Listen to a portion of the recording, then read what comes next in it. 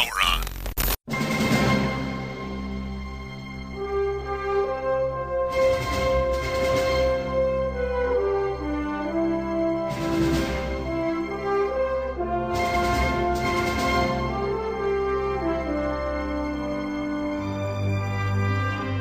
Welcome, Section 31 Agent. It's time for the Star Trek update.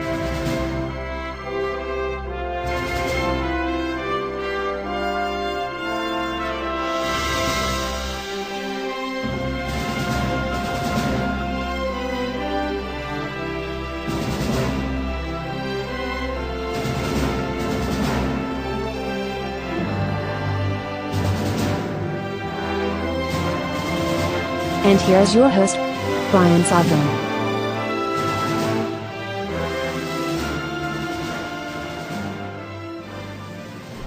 Did you miss me? I guess not. Sorry. Oh, man. You know, let me tell you. You want to know, like, just as I was approaching, I guess, the double digits. Well, maybe it was a little after that, because I forget exactly when this movie came out. So, you know, actually, now that I think about it, I think that came out in 94, and so I would have been about 13. That was a quote from the classic, in my opinion, absolutely classic film, The Mask, back when we had Jim Carrey at the top of his game. And I'll tell you, where the fuck is Ace Ventura 3? Like, you know, we got Bad Boys 3 coming out. We got fucking Gladiator 2. Fucking Gladiator 2. Did you hear that, Johnny? Gladiator 2. No, I'm not kidding. Yeah, Ridley Scott. I know. Yeah, you would have thought something else. Paul W.S. Anderson. What the hell? Maybe then it would have been good. I don't know. No, there's no way Gladiator 2 would be good. Anyway. So... that aside, Ace Ventura 3, what the fuck? Where is it? The first two Ace Ventura, those movies are so great. They are absolute classics. Like, they changed very much the, shall we say, American language lexicon. The American, or you don't have to say language when you say lexicon, do you? They very much changed the American lexicon. Like, you don't know how often those movies were being quoted back in the 90s. You have no fucking idea. People don't quote it anymore because it was quoted so much. You had to stop. You know, I mean, it was more so than the only thing I think that's comparable where, like, it changed the language and culture paradigm would be the Austin Powers movies and The Matrix. Ironically, those movies are in very short order of each other within a span of like 5 years. But anyway, so yeah, The Mask. Boy, I watched that all the fucking time. I mean, over and over again. This is how I found out. Okay, this is how I found out that if you watch a VHS tape over and over again, eventually it will get eaten by the VCR, or it'll create a warp in the tape itself, which would end up happening with my Star Wars. I had there's the big deal. I think it was in '96 when they did the final release of the original trilogy in its original form, not special edition. And they made this really big deal about it, and I got it for Christmas, and that's what created my love for widescreen films, actually, because they released it in that. That was really trend-setting shit in '96, with that being available in widescreen.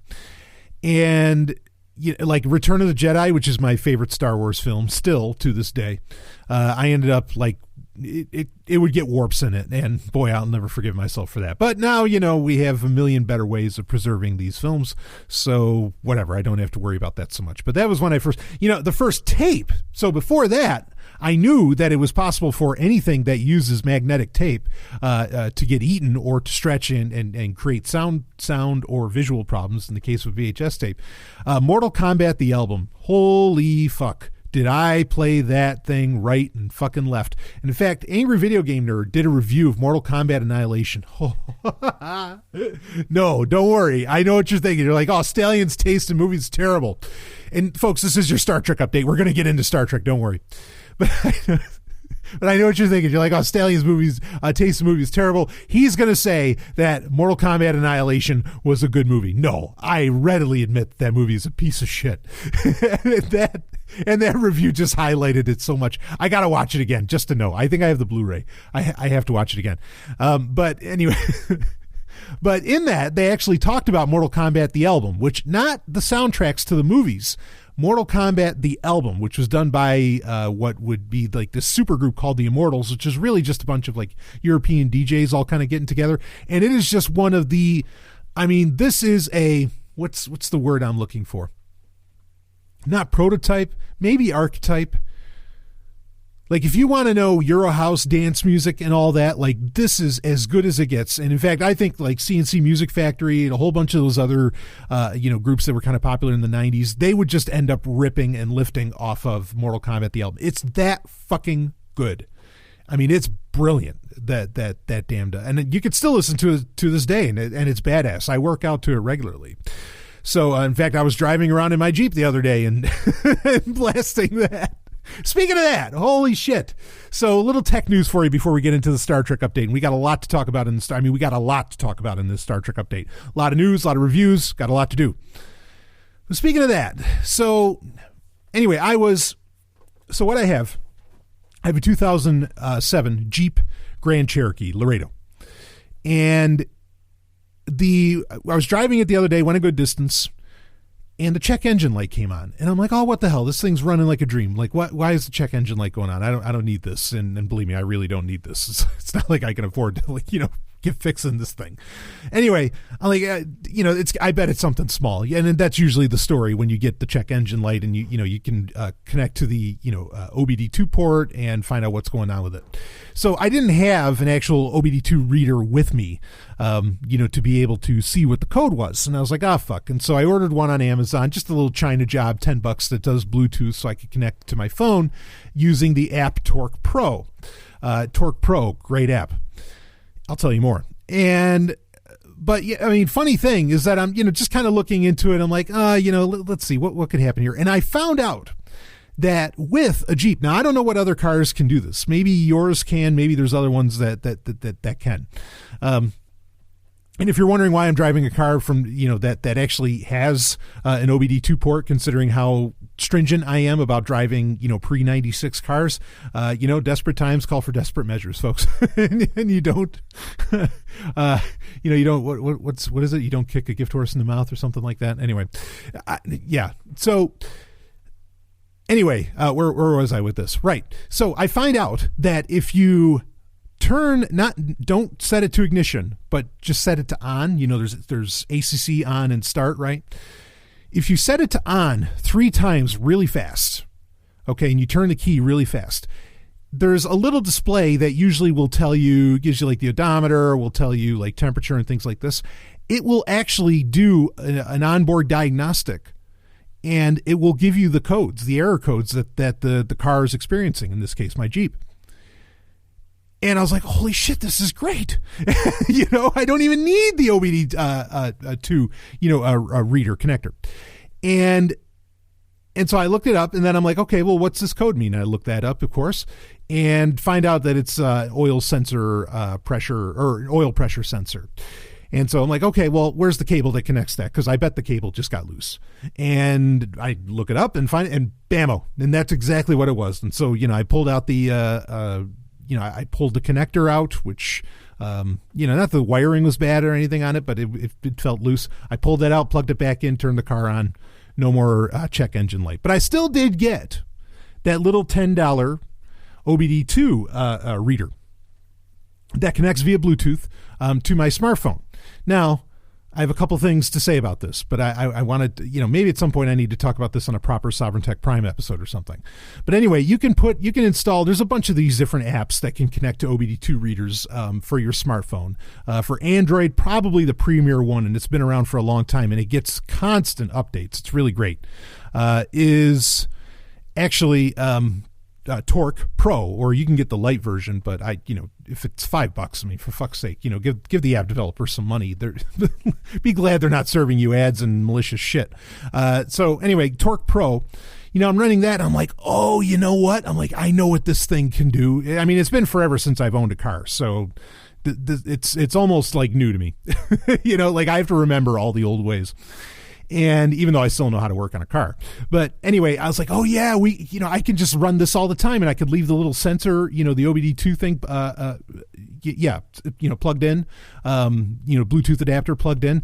And then I could have, when my phone's in the car, I can have Torque Pro running and I can get all this real-time data, because cars today don't have enough gauges, and they just don't. You used to get so many different gauges on the, basically in your, what do you call that?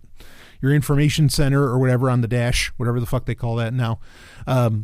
Used to be able to get so much of that. Oh, but now you can fucking get it all right on your smartphone. And it was, look, I still think computers don't belong in cars, but if I've got one and it's there, this is pretty cool. However, keep in mind that is an open Bluetooth connection. Okay. Bluetooth is kind of secure, but it uses a very basic PIN code. You could affect, if one wanted to, you could connect. Again, you'd have to be there, and there'd be other situations around it. But do be clear that if you leave it plugged in, there's the chance that someone could find out certain information about you through that. It's really unlikely, but it's there. And if it's if it was the NSA that wanted the information, they're just going to get it. They don't need you. They don't need to have a Bluetooth port or, a Bluetooth adapter in your, connected to your OBD2 connector. So anyway, I just thought that was really cool. And it's so awesome to have all those gauges again. I almost feel like I'm in a real car. And I am in a real car. It's very nice. And so anyway, that's it for that. This is not car talk. And I am probably never going to do a show like that. Even I used to listen to car talk. But anyway, so yeah, it is your Star Trek update, baby. And it is time that we start talking up that Star Trek. I've been bullshitting enough here for the first 10 minutes. And like I said, we've got a lot to get into here. Been a busy month as far as news goes. And you would think, how could it get any bigger than the announcement that there's going to be a new Picard show. I don't necessarily think there's anything bigger that came out this month as far as news, but there was a lot of news, a lot of interesting things going on as far as that goes. And speaking of the Picard series, one of the writers on the Picard series is I don't know if it's Caban or Chaban, Michael Chaban. I don't know. I've never heard his name really said. But I am well aware of his reputation. We're talking about a Pulitzer Prize winning writer here. Okay. Michael Chabon is a tremendous writer. It's great to have him involved with Star Trek, and kind of his first real piece of the action, pun intended. That's the name of a Star Trek episode for those that don't remember. His real piece of the action came out on, was this November 8th, I think was the actual day. I thought it was supposed to be the 9th, but I think it ended up getting released on the 8th, a day early or whatever. But we got the latest short trek on CBS All Access. I want to say something quick about these short treks. If you're in certain countries, even, Canada, that backwater country, I'm kidding. It's not a backwater country. It's just hilarious that you legally cannot watch short treks in Canada. What in the goddamn fuck? Legally. I don't give a rat's ass about legality, but I'm just saying that is positively ridiculous that is not possible, that is not a thing. Fucking IP. But anyway, this is why torrent sites exist, right? And it did take a little while for certain torrent sites. In fact, it was weird. The place I had to find it, I think I had to go to 1337x.to to find to find downloadable versions of this, because these are not included in the season 1 Blu-ray set for Star Trek Discovery that I just got this morning, and I will be doing a review of. Oh yes, you think I haven't gone through the material? You bet your ass. So we're going to review that later on in the show, and there's some interesting things to be said about that. But the availability of getting to see these short treks, it really brings to fore the importance of the pirate community once again, and why it really, even though I think it has fallen to some degree from glory, perhaps like the Klingons, and T'Kuvma has to bring it back, it's important that it's still out there, and at least enough of it is still out there to where you can take advantage of this. So if you can't watch short treks, you really should be watching these. There's only 2 of them so far. We reviewed Runaways last month in the Star Trek update, and this month in November, we ended up getting one called Calypso. And this is, let's get right into the review of it, and spoiler alerts ahoy. I'm going to spoil the fuck out of this. Even though I'll tell you, this is one where I would want to be spoiled, or at least there's a point that I would want spoiled about this. I'll explain what that is in a second. But this is Star Trek unlike any other Star Trek. And I mean that. Like, I know sometimes that gets said, you know, like maybe there's a Joe Menosky episode where shit's weird as fuck. You know, those do happen, but this is really unlike any Star Trek ever. In fact, it takes place in the year 3000. In the year 3000. In the year 3000. I can't do that. That was supposed to be in the year 2000. Those are used to watch Conan O'Brien back when he was cool. You know, you might remember what that was all about. So anyway, so yeah, this takes place in the year 3000, which is probably it might be the farthest that I can ever recall Star Trek proper exploring. You know, one of the canon series ever really dealing in. Even when you dealt with like the Enterprise J, that was what, in like the, I don't know, the 24th or 25th century. You know, I mean that wasn't even remotely in the year 3000. Now, when you open it up, it feels right from the beginning, and this is about 18 minutes long. I think it's a little bit longer than Runaways was, which is the episode with Tilly, with Ensign Tilly on it.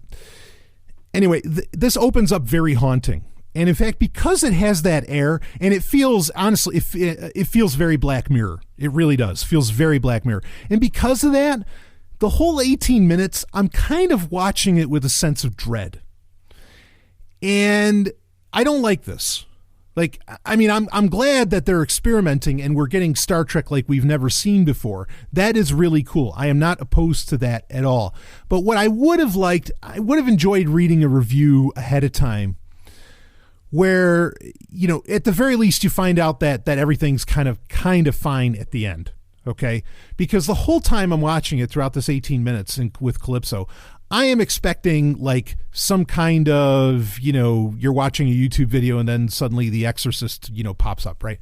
Like I'm expecting some kind of, you know, shocker moment. And I don't like that. Like that, especially when I'm watching Star Trek, because here's the thing. When I'm watching Star Trek, I am engrossed. Okay. Like I am completely, you know, I am looking for the finest of details. Like when I'm watching, you know, Discover, like the first couple episodes of Discovery, you know, Battle of the Binary Star or something like that. Like, you know, I'm looking for that bottle of Chateau Picard, you know, wine that's in Captain Georgiou's room, right? I mean, that's the kind of Star Trek fan that I am, and that's how I watch Star Trek, is I am looking for the very fine details in all this. And when you're that engrossed, yeah, I mean, if something like quote unquote scary or, you know, some kind of jumping situation is supposed to happen to you, like it's probably going to get me, even though I'm not a fearful guy. It's probably going to get me because I'm just that deep, you know, just because of the nature of what Star Trek is. Okay. Granted, I can also enjoy Star Trek in the background, and it's one of the most calming things in the world. I might talk about that later, but at the same time, especially when I'm watching something new, like I mean, I am really fucking paying attention. And so there is this feeling of dread throughout this 18 minutes. And it's unfortunate because there's no real need for it. Like there really isn't a Black Mirror moment. There is no, like, you know, there's no, you know, climax or like scary point, or no crescendo, I guess is maybe the word that I'm looking for. I'm sure in horror films, I'm not like, I mean, I can dig some horror movies, you know, Friday the 13th, you know, Nightmare on Elm Street and all, like I like some of the franchise stuff. But I'm not like I'm certainly not a dilettante as far as horror goes, and if I'm not a dilettante, I'm sure as fuck not a connoisseur. So I don't know all the terms, you know, for horror films. But anyway, the you know, the scary out of your seat moment, like I'm just waiting for it. But there isn't one. And I think I could have enjoyed this a lot more if I wasn't like constantly expecting that. Okay. And there seems to be like with Runaways, I noticed it was kind of doing that too, where it was almost going with a Predator vibe and it was trying to be a little bit scary. I mean, sure, space is scary, right? You know, like what did McCoy say in the 2009 Star Trek film? You know, space is disease and death and all, you know, all this crap and everything. So I get it. But like, if anything doesn't feel Star Wars, it's that, you know, and you can still shock while not playing off of, you know, kind of horror tropes, right? Like when Empress Georgiou takes the heads off of every one of her lieutenants in the Mirror Universe out of nowhere. I mean, literally just comes out of nowhere. Like, that's shocking, but it doesn't have to be like terrifying shocking, right? It doesn't have to be like jump out of your seat shocking. It's just like, whoa, holy shit, what just happened? And it still has a, again, that shocking effect, but it's not the shocking effect of, and you lose you skip a heartbeat or something. Okay. And I don't think that necessarily has a place in Star Trek. Okay. I know Star Wars kind of tried to do it with some novels like Death Troopers back in the old canon and all that. And that kind of worked, but there is, with the Sith, you do have a potential horror element with Star Wars. Star Trek, I think there's no place for it, really. Like and I know that Discovery has tried it a few times where like they wanted to go with something that felt, like the aforementioned Ridley Scott, something that felt like Alien. Right, like the movie Alien, where it's this scary bit of business, and that's been attempted a few times. Even Enterprise kind of tried to do that, but the thing is, why I think it wasn't so much of a problem when it's been tried in the past on Star Trek. It's because past Star Treks, everything is really brightly lit. Everything, Even in First Contact, stuff was still kind of brightly lit. That was certainly a movie that tried to play off of kind of a horror trope with the Borg taking over the ship and everything. With Discovery, everything is not brightly lit. In fact, it's practically the opposite, to the point that the lighting makes everything look almost unreal. And everything is very dark. And so it kind of adds on to it. If there's anything that doesn't feel like Star Trek about anything Discovery has done, it's that. And it really stands out when they try to do more of this horror stuff. But again, there was no, as much as they tried to do any of this horror stuff, there's never been anything with any like really serious consequences, except for when the security officer dies on Discovery. But, in season 1 there. But other than that, like there's no real, nothing's on the line. Not really. And you just keep finding that out. And so like, don't bother doing the horror stuff if there's not going to be payoff of something genuinely fucking tragic happening. Like where you like, I don't know, Saru dies or something, I mean, I don't expect that to happen because he's a fan favorite character, but something like that should happen. So anyway, all of this is to say that do not, even though this episode has that Black Mirror feel and you're just kind of waiting for like something crazy to happen or something terrible to happen, nothing terrible or crazy happens in this, nothing at all. But it's still, it's still very different Star Trek than what we're used to by a long shot. And not just because of the time frame that it takes place in, even though it does take place in approximately the year 3000. So I watched it a second time, and the second time around, I loved it. I mean, I liked it the first time too. Like it was really interesting, and there's like a lot to take in inside of 18 minutes. But the second time around, far more enjoyable because I wasn't like I didn't have this underlying tension of, oh, there's going to be a moment that's supposed to make me jump. Nothing like that, happened at all. And there was no real, not any real tragedy, even though one could argue that there's some sadness in this. So what it deals with is it opens up with a character named Kraft, who's played by Ellis Hodge, and he does a tremendous job. I mean, he is dynamite in this.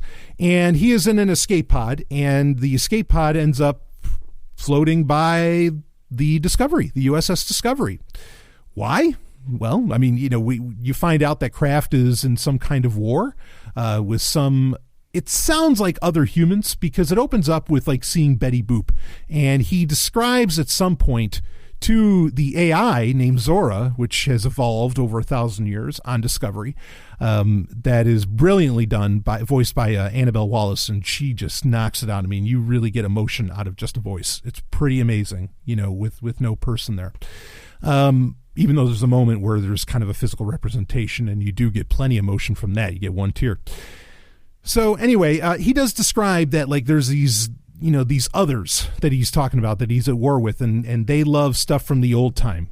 And what's the old time? Well, if it's Betty Boop, then I guess it's like art from ancient Earth or something like that. Anyway, so this character Kraft is aboard the Discovery, and he is, this Discovery develops this AI named Zora.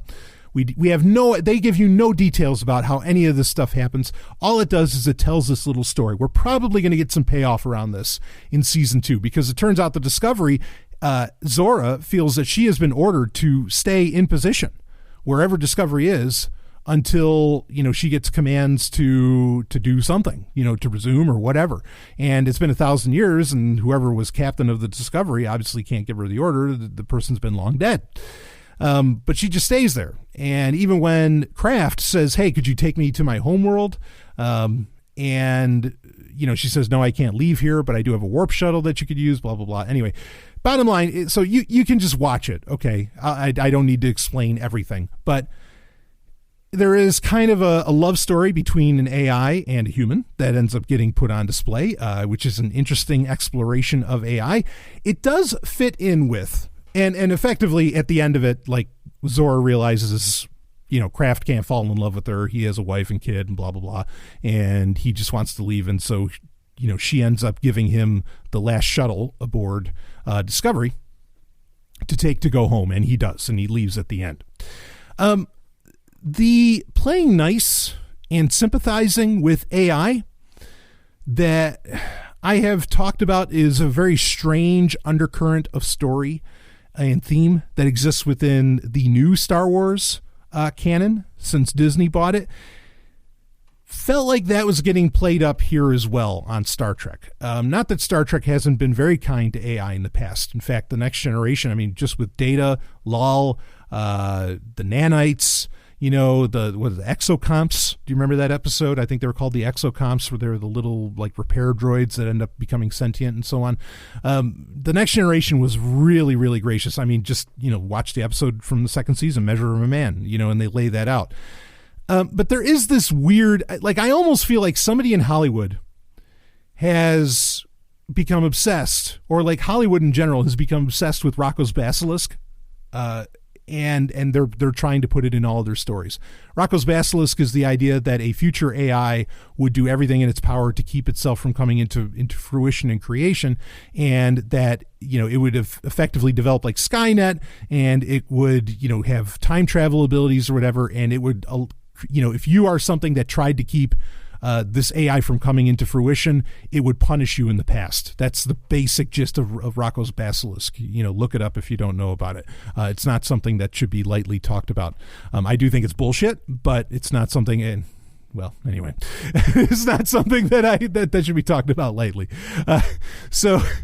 And I covered it years ago on Sovryn Tech, okay? And, it was a question that a listener sent in, and I addressed it, and they agreed with me. Like most people that I, said, yeah, okay, no, Rocco's Basilisk is nonsense. So anyway, but that feeling or that idea did come up for me, because that has been brought up. Even in shows like Silicon Valley, and I was talking about it long before it was on Silicon Valley, have touched on it and other things. It's almost like Hollywood is like playing it safe. It's kind of weird. So anyway, Star Trek's not new to AI and not new to actually treating it very kindly. And this episode very much does the same. Now, we are getting a depiction of, again, the farthest time frame in Star Trek history, as far as I know. And it reminded me, like the way that Kraft is describing this war. Again, we get almost no details of why is there an AI in Discovery? Who is this Zora?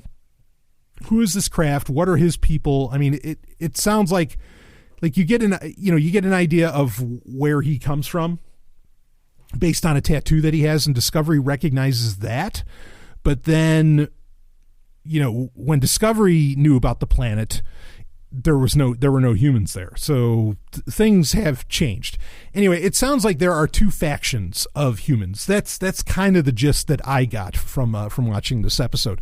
And that reminded me very much, there was back in 2006, there was an animated series that was actually going to get developed for StarTrek.com. It was going to be a web series, an official Star Trek web series called Star Trek Final Frontier, not Star Trek V, The Final Frontier, Star Trek Final Frontier. And the basic idea of this show, this little cartoon, it was going to be pretty serious. It was going to be a very dark take on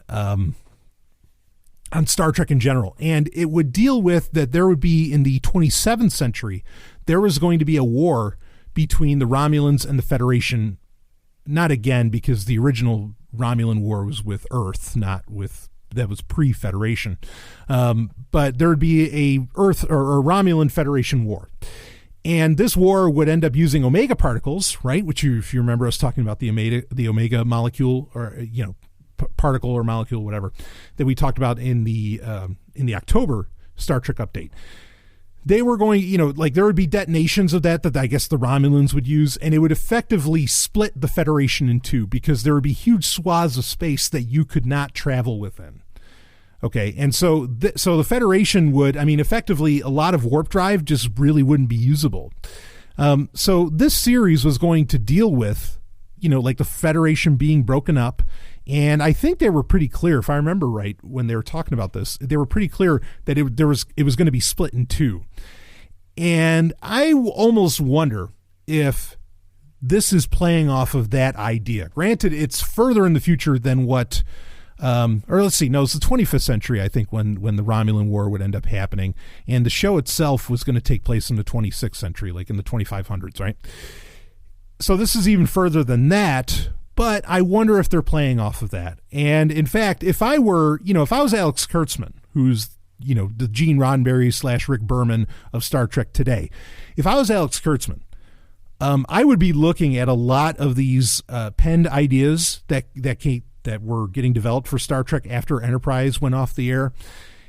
And since he has come out and said, we're going to make it so that there's always some kind of Star Trek available, new Star Trek available on CBS All Access, I would leave no stone unturned, and I would be looking at every fucking idea that's ever been drawn up at Paramount or CBS or whatever, including Star Trek Final Frontier. So I kind of wonder if they are playing off of that, and they just let Chabon, they said, okay, look, we're not going to give you any details exactly. We'll give you little tidbits of what's going on here, but we want you to start introducing these ideas, and maybe that'll have some relevance within season 2 of Discovery. I'm guessing that this is what they said, but, we're going to play on this more in the future. I would love to see it. I thought, like the concept artwork that you can see, even though the Enterprise looks like shit in the 26th century, not as interesting as the Enterprise J. And I don't know, I don't think they ever said what version of the Enterprise this one would be. But, like the concept artwork is pretty cool. Like there's some really cool shit that they were coming up with for the Star Trek Final Frontier. So I kind of wonder if they're playing off of that a bit. This is definitely an episode designed to set things up. You don't do this and not get some kind of payoff. Like that just wouldn't make any sense. Like at the very least, explain what Zora is. Even if we never hear anything of Kraft ever again, you got to give us Zora. Like explain what the hell is going on with that. And it's interesting that the Discovery will effectively be a ship that'll exist to the year 3000. That's pretty wild. So there's a lot of other interesting things that go on in this. Of course, you get a nice cameo effectively by Fred Astaire from the movie Funny Faces and so on. It's an episode that has some sadness, has some happiness, has some interesting points to it. It was an enjoyable 18 minutes. But it's definitely, you really get the sense that this is set up for something coming. And that's okay if Short Treks wants to do this. It's very very skimp on details. You don't find out a whole lot of what the fuck any of this means. But I think we're going to get the payoff soon. And kind of the mystery that they're setting up with this, I think is a lot of fun and very enjoyable. This even goes past, when was Daniels from? Daniels is what, like the 29th century or something? This would be past that. And if there's some kind of war going on in this sense, like that means maybe the time ships don't even really exist anymore. It's pretty heavy stuff, and you're going to have to address the temporal Cold War if you're going to, and maybe that has something to do with this. I don't know. But yeah, overall, I liked it. I liked what they did. I didn't enjoy it as much. I really enjoyed the Tilly episode, Runaways. And we are getting the next episode coming December 6th. This is going to be about Saru and pretty much, I guess, how he joined Starfleet. That'll be a fun episode, I'm sure, to see, or an interesting one at the very least. And then we still get another one in January before season 2 premieres. But I am liking these short treks, and they can keep doing them. They don't have to just be Discovery based, as I've said before. They can do this for anything that they want. I think it would be brilliant to do short treks and, bring back characters like Barclay. Get Dwight Schultz in there. I think he's still alive. He's, not a young man, but he's a young man by comparison. Or have episodes where, I think we should get a short trek of Picard before the Picard series starts. I think that would be huge. Do this. The short treks thing is one of the best ideas that that newer Trek has really had. And the ability to do something very different, like the episode Calypso that I just reviewed, the ability to do something this different kind of proves the point, because you can do things that can attach to a series, but don't have to fit in with like a series formula. And that's a really powerful creative tool to have. So I'm really digging Short Trek so far. But anyway, let's move on to some other news here. In fact, while we're bringing up Star Trek Discovery Season 2, maybe one of the more interesting bits of news to come out about this is we will have Klingons with hair in Season 2 again. Oh, boy. Anyway, what's Mary Chafo, who plays L'Rell in Star Trek Discovery, who is now, at the end of Season 1, I guess she's the Chancellor of the Klingon High Council, which I thought was awesome to have a woman in charge of the Empire. I think that's brilliant. And before people say, well, they'd never do that. Well, you think the Duras sisters weren't fucking trying, to do that? I don't think there's any problem with this at all. But some people are raising. Now, there is a picture. Link is in the show notes. You can check it out. And you do get to see L'Rell with hair. It does look odd. Like, with the rest of the way that they set up how the Klingons look in Star Trek Discovery, it does come off as very odd. And it doesn't look as good as like the Duras sisters and so on. But whatever. I guess at least they're kind of bringing it back to the Star Trek canon we sort of know and love. I'll say this again, and it was really apparent when I was going through the Blu-ray release of Season 1 of Star Trek Discovery. There were I feel like there was 4 different production teams, and each one of them had a different idea as far as what they wanted Discovery to be and what it needed to do. And there were just a bunch of beats that I feel like Season 1 had to hit. And it's pretty apparent. I don't know. It stands out. And so I think that's why there was quite a few dramatic changes, within Season 1. And Season 2 looks like it's going to scale back on those dramatic changes and try and explain them away. One thing that has come up is that, hey, wait a minute. Okay, well, all right, that's great that L'Rell has hair now, because Klingons usually have hair and they're not bald or generally not bald. Granted, you have General Chang from Star Trek 6 and so on. They're not bald. Usually. So what the fuck's the deal here? And so, to have the hair back is great, but then people are saying, well, okay, but how are you going to explain why they were all bald? So now there is this claim that, and they're basing it off of this story, which was in it was called Rightful Heir, which is the episode about Kahless, the Unforgettable. And in that, Kahless tells a story about when he was going to go to war, he cuts off a lock of his hair, and that's pretty much how he creates the first Batleth, right? And so the Star Trek Discovery writers are effectively saying that the reason the Klingons all shaved their heads was because they were going to war. And that's a tradition for them, is that when the Klingons are going to go to war, they shave their heads. That doesn't exactly work. And now some people have pointed out, hey, wait a minute, but we saw the Dominion War in Deep Space Nine. If the Klingons shave their heads when they go to war, how come all the Klingons didn't shave their heads during the Dominion War? And Mary Chafo, who obviously I don't think she knows this. She's been told this, but it wasn't her idea. Her claim was, she responded to those criticisms, and obviously it came from the writer's room. And she said, well, after Star Trek 6, after the Khitomer Accords, T'Kuvma's prophecy that Klingons would get assimilated effectively into the broader Federation culture or the broader culture of the Alpha Quadrant, ends up happening. And so they no longer engage in that practice of shaving their heads when they go to war. Attaching it to Star Trek 6 in a way is kind of clever, because that would explain why General Chang is bald, right? Because he was going to war. He was effectively, engaging. He had the help of, well, depending upon how you want to retcon it, he had the help of Section 31, if you want to believe that.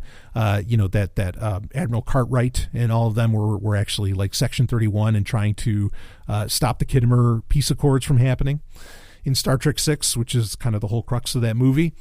But General Chang was, in a real sense, engaging in a one-man war against the Federation, and was working with Section 31, or at least a rogue element of Starfleet, within that. And so, I mean, that kind of fits, but then at the same time, it just doesn't. Because first off, if you watch the first 2 episodes of Discovery again, the Klingons aren't at war with anyone. Other than perhaps between themselves, which I guess maybe that's the excuse they'd come up with, is that the 24 houses were actually fighting with themselves. But the Klingons weren't at war with anyone else. Like T'Kuvma's the one that starts the war, but everybody's heads are already shaved. No matter, Cole's head is shaved. I mean, whatever house happens to be, it doesn't even have to be T'Kuvma's people on the sarcophagus ship, on the ship of the dead. So it's a clever way of explaining things, but the reality is that, like we talked about this with season 1, and it's kind of known. I mean, whatever the fuck caused Brian Fuller to leave production of Discovery, I don't know. And it's sad because I would really like to see what he genuinely had in mind. And I talked about this when I reviewed Discovery months ago, that you can tell when you watch the first 2 or 3 episodes of Discovery, you can tell that was a very different show than what you get by the end of season 1 of Discovery. And it's not different because time passes. It's different because entirely different production teams came in with entirely different ideas, particularly Aaron Harberts and Gretchen Berg, who are now fired completely from Star Trek. And because apparently they were, yelling in the writer's room, I mean, like they were really terrorizing the production team and everything. And I never liked them. Like, they always seem so slimy. Both of them, Harberts and Berg. And I don't know. I don't know what the fuck people were doing. But their bottom line being is that they were trying to. My own theory is that Star Trek was trying to be Game of Thrones.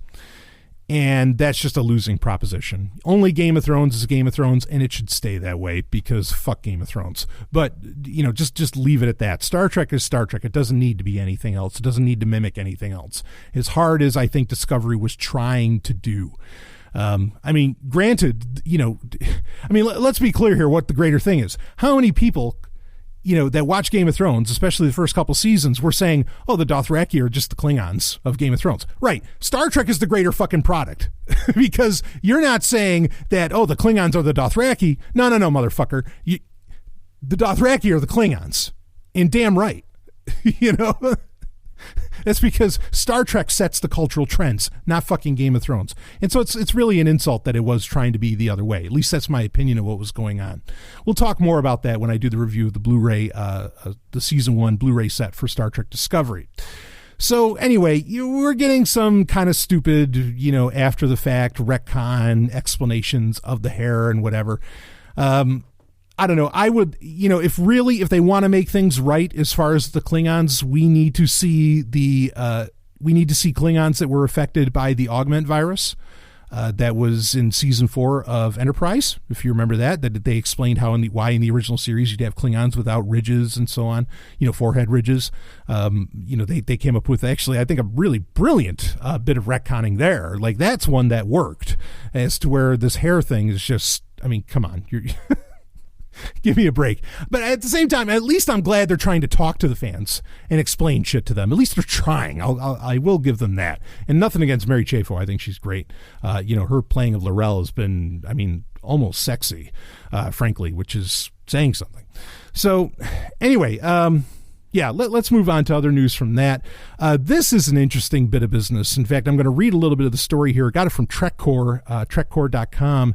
Rumor is CBS eyeing Discovery's Michelle Yeoh for a Giorgio/Section 1 Star Trek spinoff show. Let me read the bit of the story here. Star Trek has been growing these past 6 months from the moment that franchise overseer Alex Kurtzman landed a massive 5-year deal with CBS to manage a planned expansion of the Trek universe with the studio. Since early summer, we've gotten a series of new short adventures set in the realm of Star Trek Discovery. The bombshell announcement that they're referencing the short treks, the bombshell announcement that Patrick Stewart is returning as Jean-Luc Picard in a new series, the reveal of the animated comedy Star Trek Lower Decks, which is in development now, and a new report signals that another live-action series could be in the works as well. Okay, I want to take a second. I actually didn't include this in the show notes. We're going to get like this animated comedy series called Star Trek Lower Decks. This is one of those things, like I was just talking about how Star Trek Discovery was trying to do horror. This is going to be doing comedy. Look, Star Trek can be funny completely naturally and in the right way. This is going to be a canon series, as I understand it. Like, Star Wars is going to do this, right? Just before Disney bought it out, Lucas was, who's he hiring? Seth Green or whoever to fucking, to write like a Star Wars comedy series. And they went, like, I think they started producing it even, like there's animation of it. I think. I could be wrong about that. And it's not that important if I'm right or wrong on that one. But the point being is that would have been dumb as fuck. Like, I really... Look, I like laughing. I like comedy. I like comedy shows. I like comedy movies. Okay. Was I not just talking about Ace Ventura? Have I not told you how much I love the Austin Powers films? I love comedy, but keep comedy within like its separate franchises. I think this idea of doing effectively like trying to pull off a Futurama and have it be canon in Star Trek, I think that's fucking ridiculous. It's my opinion on it. Like, and maybe I'll end up watching it and I'll eat my words. If it wasn't canon, if they just want to do like a side thing, kind of like how Star Wars has, the Freemaker adventures, the various Lego series, which I think are genuinely hilarious, but I can enjoy them and I don't have to watch them with my, canon eye, shall we say. As to where Lower Decks, I have to pretend to watch this to, know what's going on in Star Trek. They're calling it Lower Decks and they're trying to keep it away from anything important happening in Star Trek. I guess probably because they know that if it was just, a full comedy, that it would be kind of ridiculous. I have no interest in that. So anyway, got my point out about Lower Decks. That is coming. It's in production. I'll review it when it comes out. Maybe I'll end up liking it. I'm not going to say that I won't, but I certainly do not want this to be one of the first produced things. Fuck, if you're going to do a cartoon, do fucking Final Frontier that we were talking about earlier, for shit's sake. Anyway, like I said, I think they have other things in mind for that storyline, and that the recent short trek kind of points at that. So anyway, there's another live action series getting worked on. Let me keep reading here. On Friday, Deadline Hollywood reported that Star Trek Discovery actor Michelle Yeoh, who portrayed the late Captain Georgiou and returned late in season 1 as her royal duplicate from the Mirror Universe, may be in negotiations for her own Star Trek spin-off series, following the former Terran Empire through her adventures as a member of Section 31. The character was recruited, blah, blah, blah, into Section 31, et cetera, et cetera. Anyway, it starts to break down, how much she was actually in it. And they start to talk about how, what a lot of people are saying to this. Okay, so this is a rumor that's going around. They got her for season 2. I don't know why she wouldn't take a contract for, even if it was like just a show that did, 8 to 11 or 8 to 12 episodes a season. I think that's something you could fit into your acting schedule, that's only like 12 hours and it's not as grueling as as a movie shoot. The thing is right now, Michelle Yeoh is white hot. I think she's always been hot. I shouldn't necessarily, the word white, but anyway, you know what I mean by the term white hot. But I think she's always been white hot. But ever since Crazy Rich Asians, which is getting a sequel as well, she has been one of the top properties again in Hollywood. Again, I always, if there is Hollywood royalty today, I consider Michelle Yeoh to be one of them, and not just Hollywood royalty either. International film royalty. She is phenomenal and ridiculously sexy, regardless of age. So I would love to see this. Okay, there's a potential that this will happen. The only thing that's I think making it debatable is that, well, can they close the, she can command a pretty high salary, for doing this, I think. And season 2, I think, was already well into production before Crazy Rich Asians, hit theaters and was the, smash hit that it ended up being. So maybe she didn't know and she didn't realize she could command a price that she wants. But I still don't think, even without Crazy Rich Asians, I don't think you can I don't think you can go cheap on Michelle Yeoh, regardless. So I get the sense that this is going to happen. And I'll tell you, I couldn't be, as to where Lower Decks, I couldn't give a rat's fucking ass. I can't wait for this. Yes, give me a Section 31 show. I mean, to have, Empress Georgiou in charge of it and rocking things, even better. Okay, like that's just icing on the cake. But I'll just take a straight Section 31 show. Of course, with my own Star Trek production that I've been working on for a while, Star Trek Forbidden Frontiers, that's all Section 31. I mean, the people are ready, okay, for a Section 31 show. We've been teased it enough throughout the various series ever since it was first introduced on Deep Space Nine. And I think this is fantastic. Like, I will totally take this. I think it's totally believable. I think it could totally happen, and it could totally work. And it could really work. And it could be a wildly sexy, very adult show. And just by its nature, it could be adult. Because it is Section 31, you don't have to play by the nice rules of Starfleet. And so that lends itself to... to having lots of sex and other stuff, even though Discovery didn't necessarily, steer clear of that so much. But, now the deleted scene, we should talk about this during the Blu-ray review, but the deleted scene that we saw, I want to say this is way back. This is back in like April or May when that deleted scene, I think, dropped from Star Trek Discovery, where we get the scene where Empress Georgiou, we find she's still on Kronos. She's running some kind of bar in the Orion quarter of Kronos, and she meets that Section 31 guy who's like disguised as a Trill and everything. And I mean, in that, like, even just in that minute and a half or 2 minute scene, whatever, like the guy saying is like, anyone ever ask you for a lap dance and everything. I mean, it's fairly vulgar as far as Star Trek goes, even though Star Trek has had no problem, certainly with Deep Space Nine as well as with the Kelvin timeline, has had no problem showing off, group sex. I mean, Kirk is having a threesome in Into Darkness. Intendant Kira, in one of the Mirror Universe episodes from Deep Space Nine, there's a point where it's completely suggested, and I mean, more than hinted at, that she fucks a guy and she fucks a gal that are with her in the same room at the same time. So, I mean, Star Trek can do this anyway, but this is one where literally, the gloves can come off, okay? And you can get down to the business. So I'm very excited for a Section 31 episode or TV show. I could take that. And even if it's a limited run, do a limited run. That's fine. Have all the Star Trek you want. Have all the limited runs. If we're going to have Picard limited runs, have Picard limited runs. Whatever they want to do. We don't have to have full series. We don't have to have 7 years. Give us something. I think that'd be great. I'd love it. I'm honestly I think the last thing people expected with Star Trek is that Jean-Luc Picard, that Patrick Stewart would ever come back and reprise his role. If he can come back, anybody can come back. And that includes, I would love, fucking hire Scott Bakula. Let's get us some, President Archer fucking shit. Really, let's have it. Bring them all back and just do limited series with them. You don't have to do these big, multi-year runs with any of this shit. So anyway, okay. Yeah. So that's that bit of news, both Lower Decks as well as the potential. I mean, that's happening, but then the Section 31 show with Empress Georgiou might end up being a thing. And personally, I think it is going to end up really being a thing.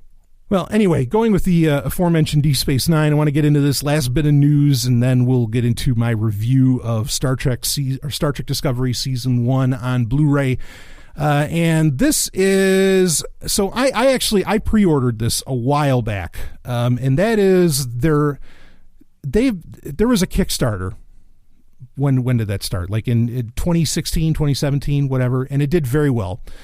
For a documentary about Deep Space Nine called What We Left Behind, looking back at Star Trek Deep Space Nine. This got fully funded and everything, and everybody, Ira Steven Burr, the production team, lots of the cast and whatever, all got involved with this documentary. It's supposed to come out this month. But when it does come out, I'll review it in December. Because I already have a lot of stuff lined up for what we're going to talk about in December for the Star Trek update, including the complete review of the Star Trek Prometheus trilogy of books. Which, speaking of books, I got the I pre-order stuff months in advance. I'm one of those people.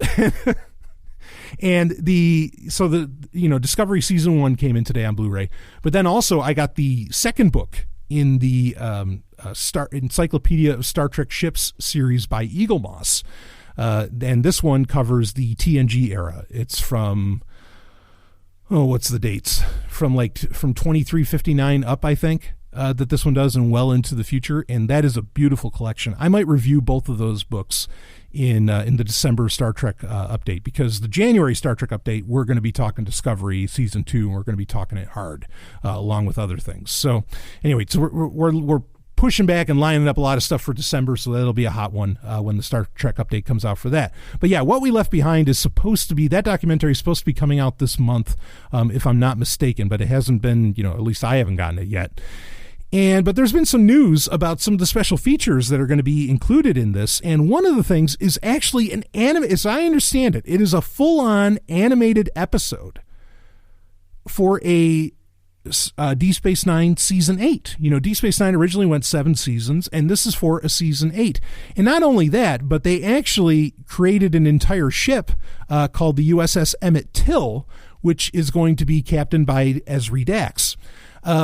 And this is a really cool. You want to read more about it with the link in the show notes. But I love this. I don't even care about the documentary. Give me the animated episode of Deep Space Nine Season 8. Fucking make it canon. The Emmett Till, they are going to make it. Let's see. They are going to end up making it for like Eagle Moss, who makes the Star Trek books I mentioned. They also make all those little Star Trek ships. That you can subscribe to and get, and that I have way too many here in the BDSM studios.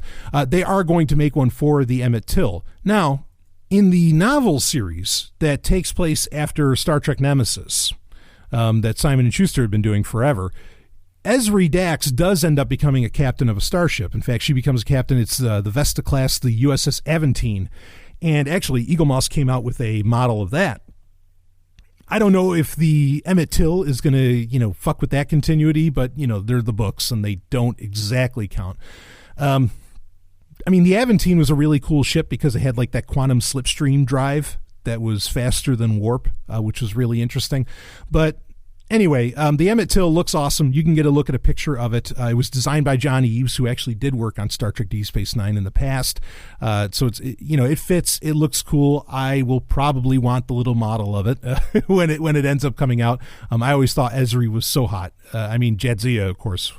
Anyway, I always loved Ezri. I thought it was such a great character. And Nicole DeBauer, I've actually talked about her in the past. I've had the pleasure of meeting her as well as kind of hanging out with her, and she was just the sweetest woman. A little woman too, but just the sweetest. In fact, she was great. I enjoyed. I think I kind of caught her attention because I actually told her, I loved your work on Mission Genesis, and she was like, "Holy shit, you remember that?" Because that was one of the first one of the Sci-Fi Channel's first TV shows. It had a different name in Canada, but in America, they called it Mission Genesis, and boy, I could tell stories about that. But I don't know how much you people like hearing my King of the Nerds days stories, but anyway. So this Emmett Till is pretty cool. Now, Emmett Till is... it's named after a 14-year-old African-American boy who was lynched in Mississippi in 1955 for offending a white woman in her family's grocery store. There's some history here. And, whatever, fine name, great. And attached to that kind of history, especially today, I think that makes sense. So this is cool. And this is, I think, going to be the standout thing for this entire documentary when it does come out, is that Season 8 animated adventure. I can't fucking wait to see that. And who knows? Maybe it'll be something so cool that, CBS All Access is already getting involved in doing animated shit. Well, let's go to the next level. I'll take an animated. Just like you had Star Trek the Animated Series in the 70s, which took place after Season 3 of the original series. I'll take an animated Season 8 of Deep Space Nine any day of the week. Please, let's do it. But yeah, getting a new starship design and finding out what happens with Esri and all that, I think that's really cool. I like this, so I'm looking forward to that. Link is in the show notes if you want to read more about that. They're even, I think, Star Trek Online is going to include the ship in the game, which, why not? They just did a big DS9 expansion pack in the past year. Rock and roll, put it in. So I think that's really cool.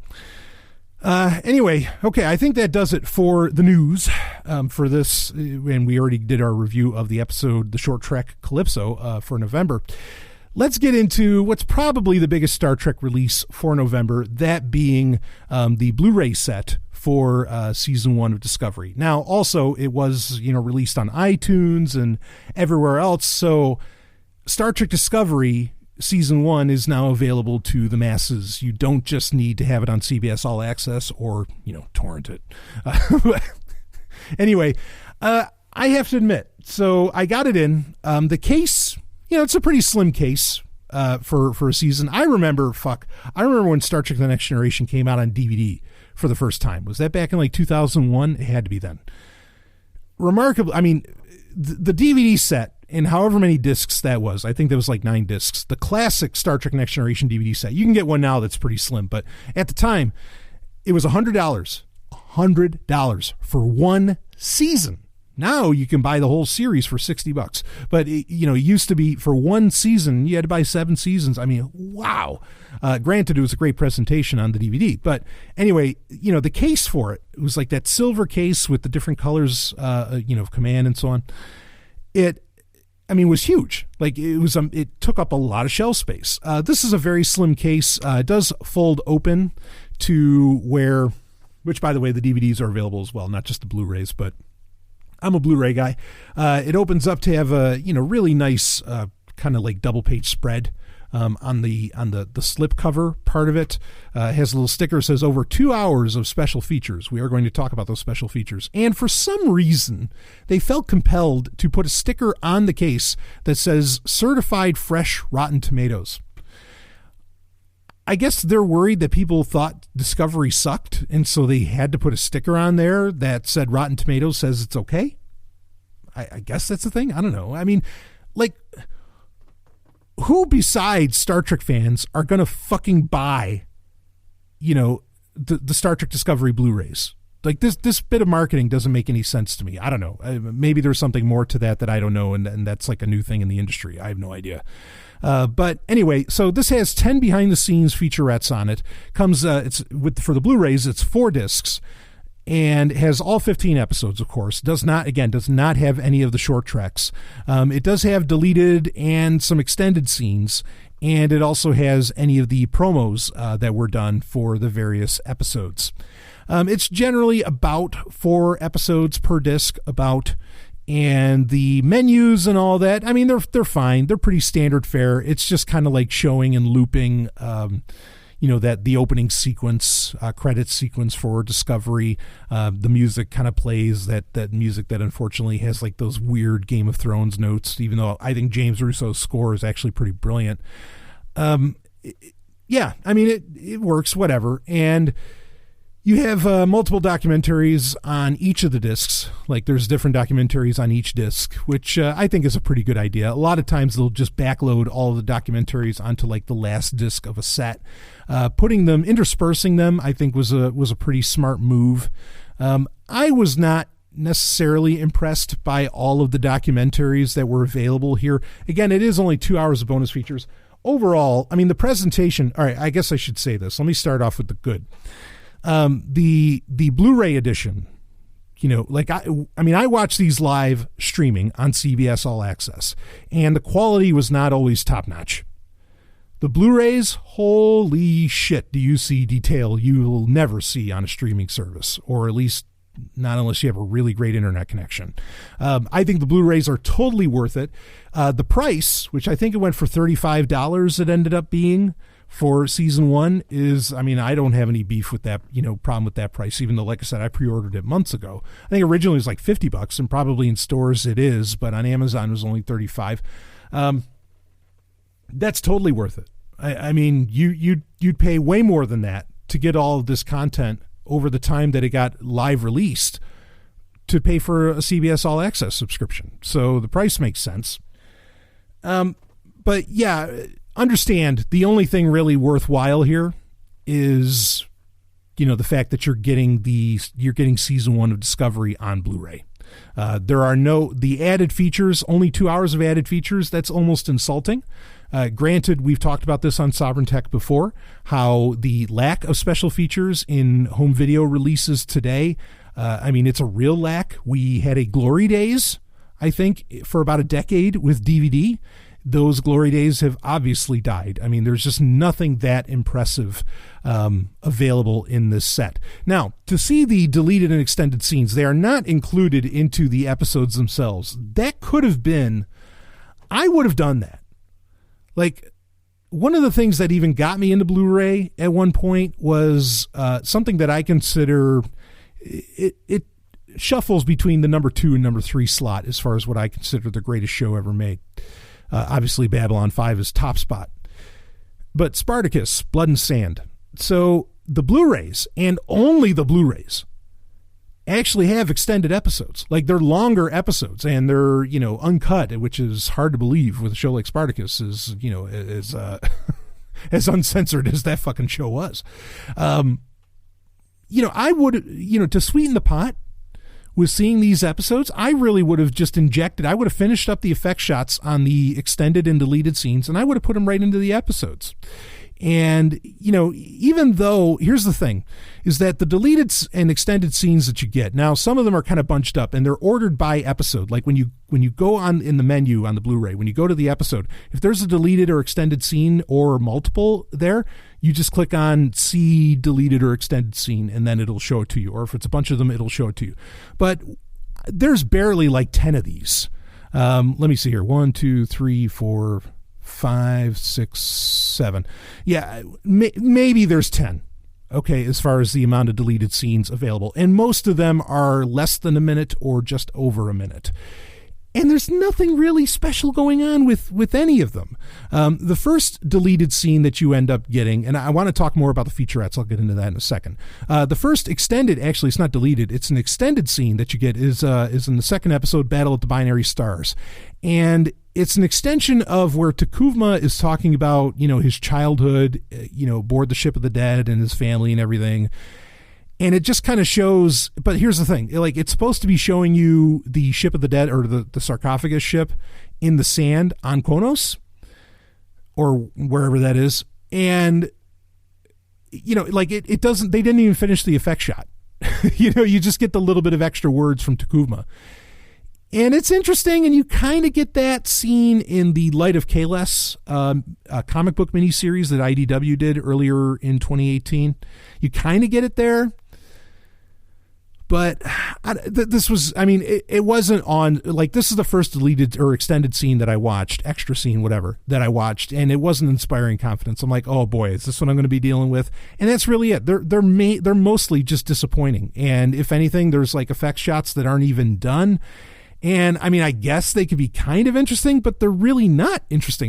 They're only interesting from if you really think somehow seeing that production's, what things look like with just green screens behind. Because a lot of these deleted scenes, you do see all of the green screen and everything. If you think that's interesting, okay, then these are interesting. But there is no wonderful or, information that gives you a new outlook on things, except for maybe one or two.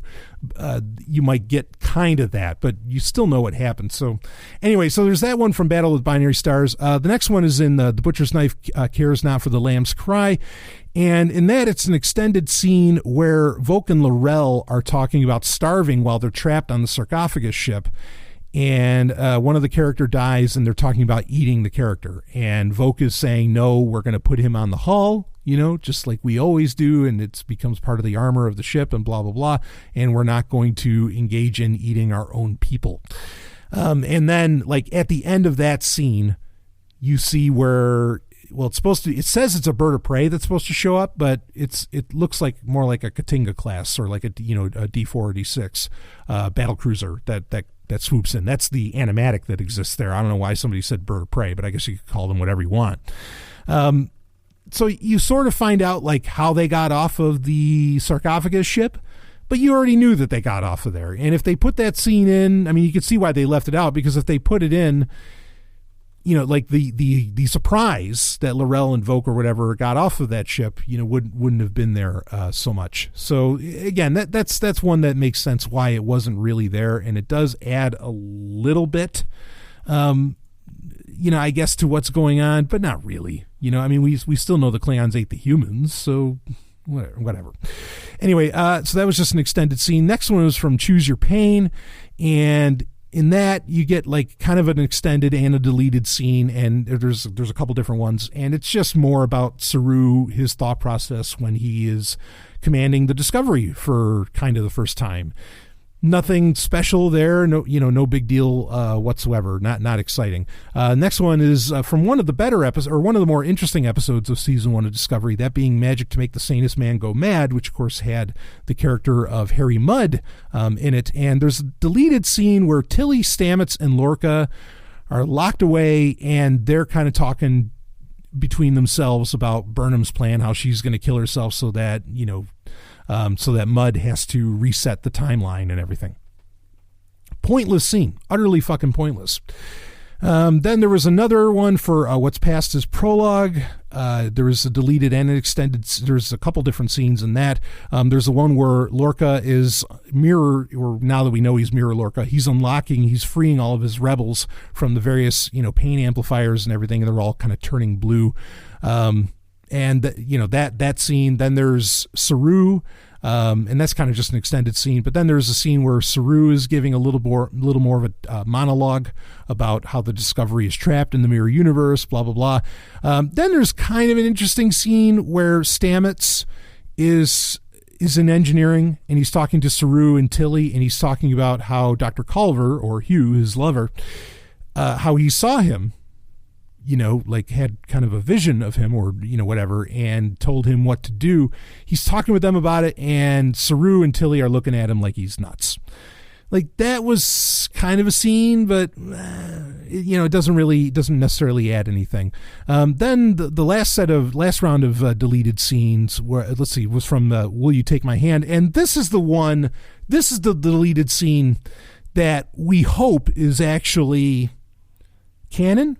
And we kind of know that it's canon, and the effect shots are completely finished on it, and it goes a few minutes, and this is the deleted scene that I mentioned earlier, where, Georgiou, Empress Georgiou, is running, her bar in the Orion, the Orion corner of Kronos, and she gets hired into Section 31. We saw this online. This is widely available online. This is, if we hadn't seen this before now, this would have been earth-shattering. This would have been like, holy shit, I'm glad I got these Blu-rays. But we've all seen this. We saw this months ago. And, it's cool, and it's great to have it in, high definition and blah, blah, blah. But, okay,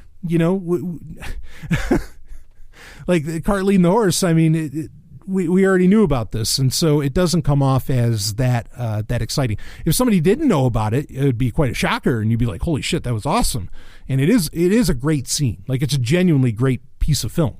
So I'm glad it's there. It's not surprising, right? It doesn't do anything for me in that sense.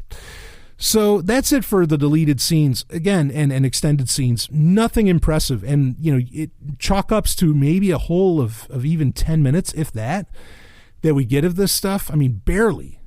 For an entire season of a show, you could say, well, 10 minutes is a lot. Yeah, it's a lot for a movie, but not for a fucking season of a TV series. That's nothing. It's a drop in the bucket.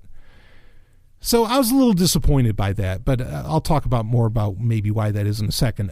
There was the documentaries. Some of them were kind of interesting. Some of them I think you could even already watch on YouTube. Once again, you're just getting content. Yeah, it's nice to have it all in one case, but you're getting content that if you're, like a really rabid Star Trek fan, which is the person that's going to buy this fucking Blu-ray set, you've already seen all this stuff, or at least a lot of it. It was interesting. There's the one for the episode, what was the episode? Vaulting Ambition, where in the Mirror Universe, where Empress Georgiou and Michael Burnham are having some Kelpian cuisine. And I don't mean cuisine made by Kelpians. I mean cuisine made of Kelpians, like Saru. In fact, Saru is exactly who they are eating. There's a little 6-minute documentary in that, which is interesting, which is attached to the episode in the in the menu, and it's called Feeding Frenzy. That's the name of it, and they talk about. It was kind of interesting because they were saying that the gelatin that they created to make it look like ganglia, like, Kelpian ganglia, which come out the side of the neck of like Saru whenever he detects a problem or, death or fear or whatever. Like they were saying when they made it, they said it tastes like almond milk and vanilla, which is kind of weird. And apparently this was interesting too. Everything that they made, as far as the food goes, it all had to be completely vegan, like no dairy whatsoever. I'm going to guess that that's because of Michelle Yeoh, because I think she's kind of infamously vegan. And so, like, she told them, yeah, you can bring me on, but, you're going to have to cater to my way. And which is, again, goes to show, I think, that Michelle Yeoh can command whatever she wants on a set, and out of any production that she's going to be a part of. So that was kind of interesting. A lot of the other documentaries were, again, we've seen them before, or we've seen a lot of what was in them. And, if it's a first watch, they might be kind of interesting, but you don't get any really meaty stuff. And you really don't. The best documentary of the bunch actually goes about 40 minutes, and it's on disc 4, and it's Star Trek Discovery, The Voyage of Season 1. There's a lot of stuff in that, again, that you might have seen before, but it's an interesting compilation, and there are a lot of interviews. In fact, interestingly, there are interviews with Aaron Harberts and Gretchen Berg, who, again, have been fired from Discovery. They were the they're the main producers and steering the ship, and they were given their walking papers. But you do get interviews with them in this, and you get a lot from the cast and crew and everything. And you do see there's nothing really meaty there. There's a couple interesting things. I'll bring up one of them that I thought was really interesting that Michelle Yeoh brings up, as only she could. But there's like not a whole lot there. Let me tell you about the Michelle Yeoh thing. So she brings up the point where they're talking about the fight sequences, particularly in the Mirror Universe, that were pretty impressive. I agree. I thought that they were very impressive fight sequences, overall. And she talks about how when Terrans are fighting, not humans, but Mirror Universe humans, the Terrans, when they're fighting, and I didn't realize this when watching the scenes, but now you can't help but notice it. The Terrans, they don't, when like they're throwing punches and kicks and everything, they don't duck. And when you punch them, they don't fall backwards. Like they just take it. Like, they're a tougher breed of people. You know what I mean? And the fight sequences highlight that. And I didn't even realize it, but as soon as Michelle Yeoh brought that up, and of course she's a very, skilled fighter herself, in real life. Well, fuck, that was like, I was like, wow, that's actually pretty amazing. They just constantly take the punches and they just punch back, which, I mean, we do know there's some degree of genetic differences between Terrans and humans. Like now we know that Terrans are, very sensitive to bright light, and it can kind of blind them, which is interesting. So anyway, I mean, that was like the most interesting tidbit out of that whole documentary. And I think a lot of this lends to, and this is a problem that becomes apparent with the Blu-ray set. There is so little on the Blu-ray set, I think, because this was such a troubled production. I mean, ridiculously troubled production. I can't help but be reminded of the home video release of The Last Jedi, which had some cool moments in it with some of the featurettes and everything, and some of the deleted scenes and whatever. But we know, especially with The Last Jedi, there was so much more, but they didn't talk about it, probably because there was a lot of, well, I don't know if it was a troubled set, but same with like Rogue One. I mean, any of the recent Star Wars movies, other than Force Awakens, we know there's been trouble on the set, and we don't get any of the really interesting stuff that we know is going on. We know there was trouble on the set. Give us the documentary about that. And with Discovery Season 1, why did Brian Fuller leave? What the fuck happened with, I mean, we have some idea of what happened with Aaron Harberts and Gretchen Berg. Like what happened? Why was the show postponed multiple times to even start, to get released? Those are the stories we want to hear. Those are the stories that we need. And those are what make featurettes and buying DVD and Blu-ray sets worthwhile is when you find out all that amazing stuff, right? In these little documentaries that, wrapped around a TV show. But we're never going to get any of that. I don't think we're ever going to get any of that, just like with Star Wars. And that's so fucking disappointing. And in fact, I think that season 1 of Discovery, again, was so troubled in production, they can't even talk about it. And that's why it's so slim on featurettes and more. And actually, I imagine there's a million other deleted scenes, probably because they were changing shit on the fly in the writer's room. Not unheard of it's not like Discovery is the only show where that's ever been the case. I'm just saying, I'm pretty sure it's the fucking case. And it was, certainly to an extreme in that production team.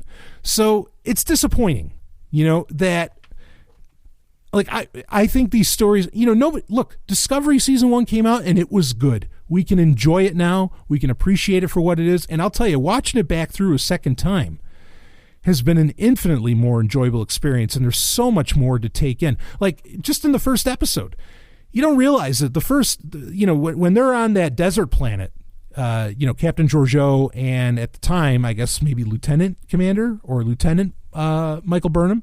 This is before she becomes first officer of the Shenzhou. They're on this desert planet and they're pulling off an Ancient Aliens thing, right down to doing the Nazca lines with the Starfleet symbol and even saying, what happens if you were trapped here 89 years? And Burnham says, well, I'd probably ingratiate myself with the indigenous population and study them and all that for 89 years. I mean, and all of that kind of smacks of kind of a Quetzalcoatl situation or something along those lines. And like, it's there and you don't notice it until you watch it the second time, because I think with Discovery, we were also curious, where the hell is this going to go? And they were trying to be so damn secretive with so many different things that, kind of like what I was talking about earlier with Calypso, where you're like waiting for something to happen. And because you're waiting for something to happen, you can't entirely enjoy what actually is happening. And so Discovery is an even better show the second time you watch it, the second time around when you watch it. So this is definitely one that, you've got to watch this a few times. You got to watch that first season, a few times. But look, the bottom line is that it ended up being a pretty good, if not great, season 1. Certainly a better season 1 than most Star Trek shows have. So don't worry about it. You can come out and tell all the stories, all the bullshit that happened. Go ahead and tell us. Give us the documentary about how it all went to, hell in a handbasket. Let us have it. And, and then we can appreciate what goes on going forward, what is hopefully a much smoother production process, which it appears to be. I mean, we haven't heard any like horror stories, from the set out of season 2. So season 1, totally different. Yeah. So it's, I don't know, like the Blu-ray set. Okay. It's worth it just for the episodes alone, because the episodes are that good. Okay. But otherwise, the special features, disappointing. Largely disappointing. If it could have included, I mean, granted with timing, it wouldn't have worked. I'm sure season 2 will include the short treks that we've been seeing over the past few months. But if they could have been included in season 1, it would have been a little bit of a sweeter pot. I don't know. I feel like they could have done more, but also, of course, they're terrified to tell us the truth of what happened with production of the show. That they can only do very short documentaries, very spliced together, and we can't. It just feels like we're not getting the whole story, and it's so disappointing. I really wanted that with some of this stuff. I didn't expect it, but I did want it. So anyway, if you want the Blu-ray, only if you're like a collector of Star Trek Blu-rays. If you regularly pay for CBS All Access, you don't really need these because there's nothing special there. Okay. But if you want, a good offline copy of Discovery, this is good. I haven't seen the deleted scenes or anything available on torrent sites. It's not that big a deal. I'm not surprised that they're not out there. So someone might upload them on YouTube and then you can rip them off YouTube, I guess. But regardless, the Blu-ray set, unless you're into Blu-rays, it's not worth it. There's nothing really that special there. And it could have been. They could have finished up the shots, included them in the episodes, given you some incentive to get it. They could have done some amazing documentaries about production, and they just didn't. So there you go. There's my review of, I don't know if I should give that like a 5 stars, or what a star rating or something out of 10. For the episodes, I mean, like the presentation, I mean, they're in DTS sound, the whole thing. I mean, they're beautiful. The show itself is beautiful, but the extra features, which is usually what you want a physical disc for, sorely lacking. The deleted and extended scenes are piss poor, except for the one with Giorgio, with Empress Giorgio. Yeah, there's just not a lot to go with. So anyway, otherwise, I'm actually feeling pretty good about Star Trek because, with a lot of the news that I talked about earlier and with I've been impressed by the short treks that have come out. I am, as far as like a barometer on Star Trek itself, I think Star Trek's star is shining brighter than Star Wars by a long shot, actually. I think there's a lot of excitement, especially with the Picard show and so on coming up. I think there's a lot of excitement around Star Trek, far more than there is around Star Wars right now. Star Wars is I'm still hopeful about Star Wars too, and I'm enjoying a lot of what's going on there. You can listen to the Star Wars update to find out about that. But as far as by comparison, Star Trek is, in my opinion, shining much brighter right now, even with all those troubles that I described as season 1 that they just won't fucking tell anybody about, and I wish they would. So anyway, that's it for your Star Trek update. We went a little long on this one, but we had a lot to cover, like I said. But that's your Star Trek update for November 2018. Of course, more episodes to come out throughout the entire month. New user podcast, new game talk, and your Wednesday Q&As, the whole thing. Relationship Rhombus, you got it, you know it, it's coming. So I will see all of you on the other side.